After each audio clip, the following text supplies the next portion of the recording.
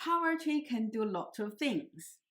A good poem can touch your heart and soul and change you forever.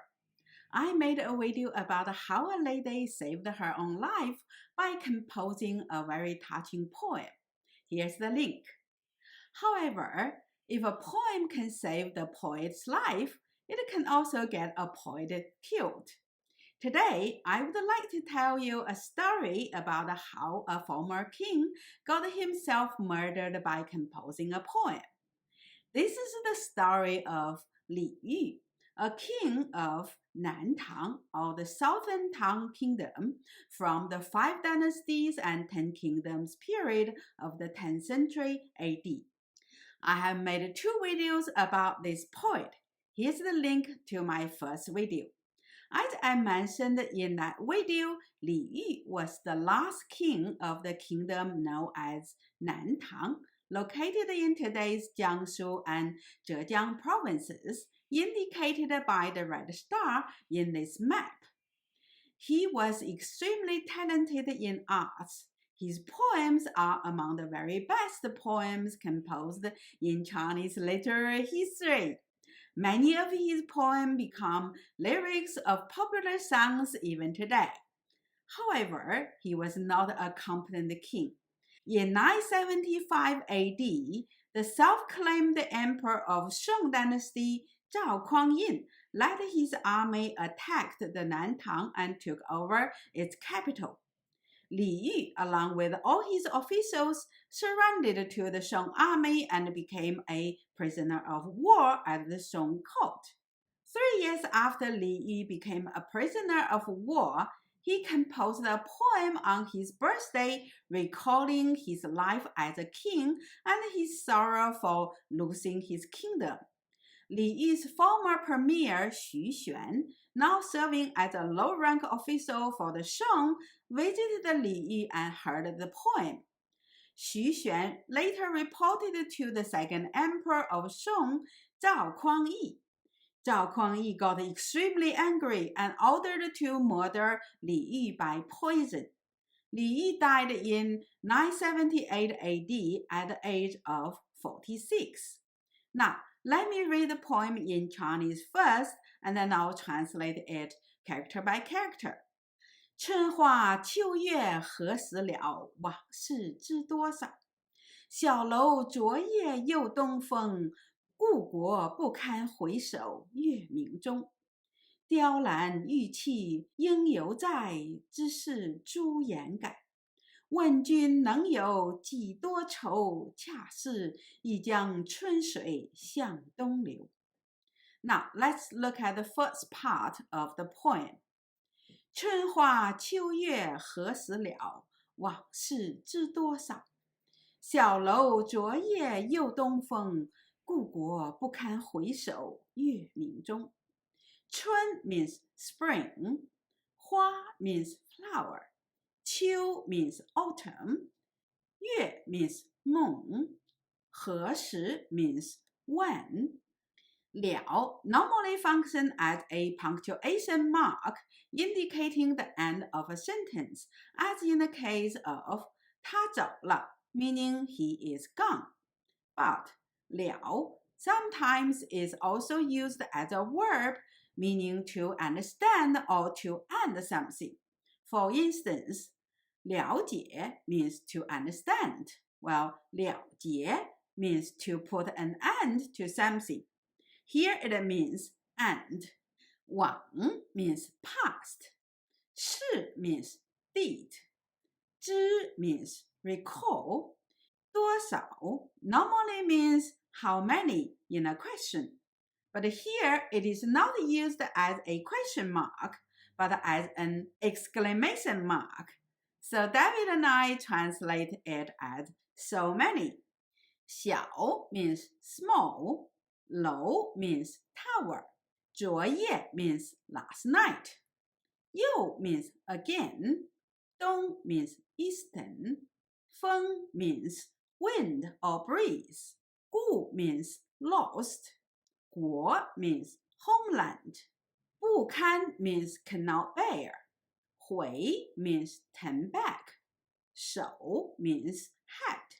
Yue means moon. Ming means bright. Yue Ming means moonlight. Zhong means in something. So the four lines can be translated as spring flowers, autumn moon. When will it end? So many past days I recall. Last night in my small tower, an eastern breeze sprung up again. I cannot bear to turn my back towards my lost homeland in this bright moonlight. 雕栏玉砌应犹在，只是朱颜改。问君能有几多愁？恰是一江春水向东流。雕 means carve. 兰 means reeling. 玉 means jade. 气 means step. 应 means should. 有 means still. 在 means as they were. 知是 means only. 朱 means red. 颜 means face. 朱颜 literally means red face. But here it refers to the pinkish face of a young person, so it refers to youth.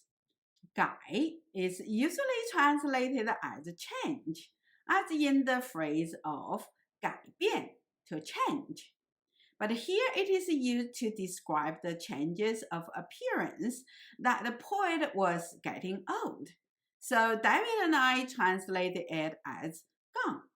Wen means ask. Jun here is a self-reference, so we translate it as I. Neng means can. You means have. 几多 means how much. 愁 means sorrow. 恰是 means just like. 易 means when. 江 refers to the Yangtze River. 春 means spring. 水 means water.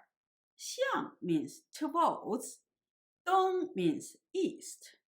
流 means flow. So the four lines can be translated as the carved railings and the marble steps should still be as they were. Only my youth is gone. How much more sorrow can I bear? Just like the river in Spade, spring waters flowing east. David and I translated many of Li Yi's poems. The first thing we noticed when translating Li Yi's poems is that how plain is the language he used in his poems. Yet, the poems are still extremely elegant. He hardly ever made any allusion to historical figures, stories, mythical figures, or events which are routinely used by many other poets before or after him.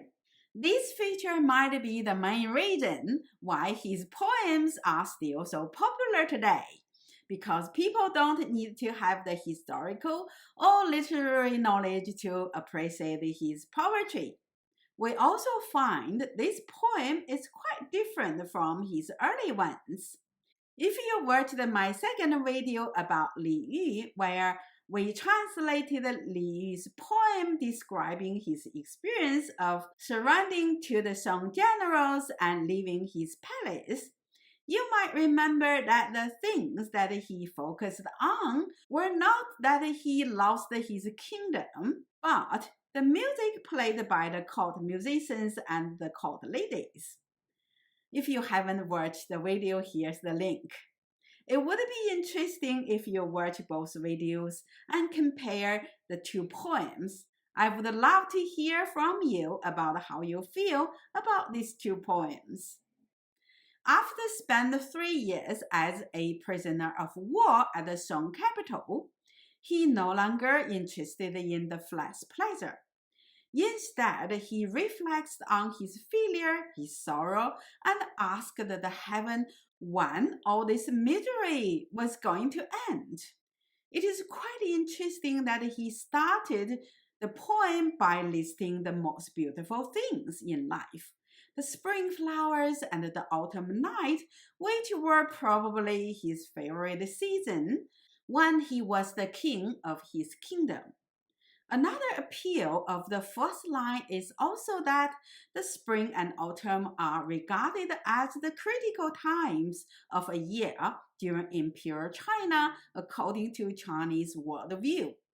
Even the Chinese history is often referred as 春秋 or the spring and autumn.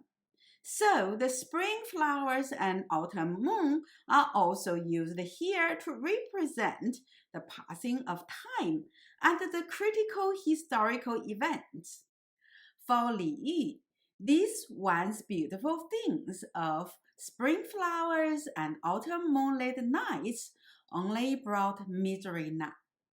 This is why he was asking when all these were going to be over. And the reason he hoped to end the misery is that he could not stop thinking about what he did in the past. He might be thinking, what could he have done to save his kingdom? How ashamed he was for his failure as a king, and how could he face his ancestors once he died and join them in his afterlife, etc. At this particular night of his birthday, the eastern wind from his homeland brought back all the memories of his lost kingdom, even though he could not even bear the thought of looking back at it. I mean, none of us used to be a king or queen of a lost kingdom, so it might be hard for us to sympathize with Li Yu and understand how he felt at this particular night. But all of us would be able to remember the times and places that we wish we could go back and act differently. The playgrounds that we used to go and play with our childhood friends we lost touch with.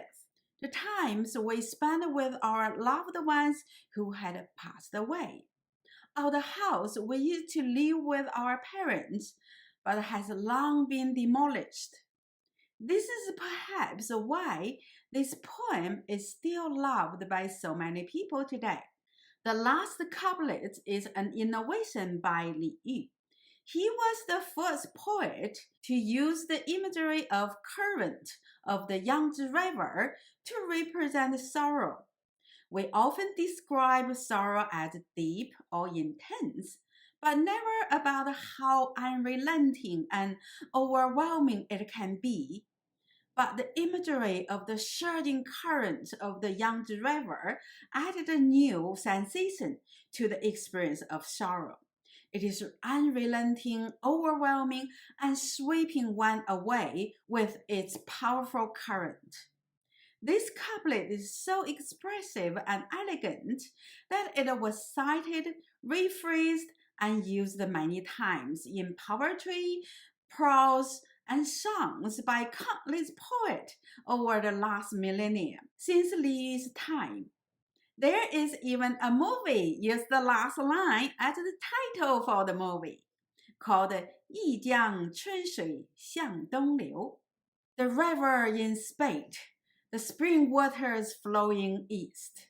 After 3 years of humiliation, misery, and suffering, Li Yu became a better poet who reflected and understood not just his own suffering but also the suffering of his people. This humane side would certainly make him a better king if he had another chance. I think this was perhaps the reason that the second Song Emperor Zhao Kuang-yi murdered him. Now that Li Yu realized his mistakes and his responsibilities as a king, he might be able to reassemble his loyalists and re-establish his old kingdom. It is unfortunate for Li Yu as well as for us that he lost his life soon after his 46th birthday on the 13th of August, 978 AD. I'm Dr. Gao, a philosopher obsessed with poetry. I make videos about classical Chinese poetry, philosophies, and medical texts. If you like the content of my videos, please click the like button and subscribe my channel. I also offer one-to-one online lessons on these subjects. If you would like to know more about these subjects, please contact me. Here's my email address. Thanks for watching my video. I'll see you next time.